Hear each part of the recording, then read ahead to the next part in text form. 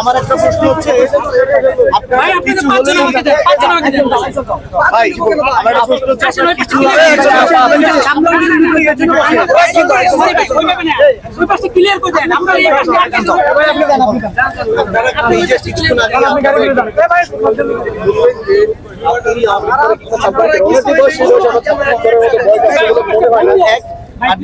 কিছু হলেই হচ্ছে প্রতিবাদ করলে তার অবস্থাটা যেটা আমরা বিগত সময় দেখেছি সেই অবস্থাটা কি আমরা আরো বেশি ভাবে বাংলাদেশে হচ্ছে প্রতিফলন হচ্ছে কিনা আপনাদের আজকের প্রেক্ষাপটে এখন বর্তমানে যেটা আমরা দেখলাম সেই বিষয়ে কি মনে হয়?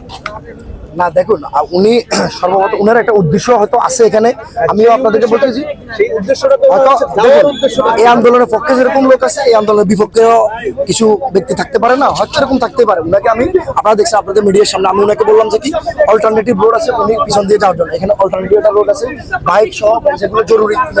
এবং আপনাদের আরো একটি কথা বলি, এখানে ইমার্জেন্সি যেগুলো আছে আপনারা দেখবেন অ্যাম্বুলেন্স সহ ইমার্জেন্সি যারা রোগী নিয়ে আসতেছেন ওনাদেরকে কিন্তু আমরা ছেড়ে দিচ্ছি।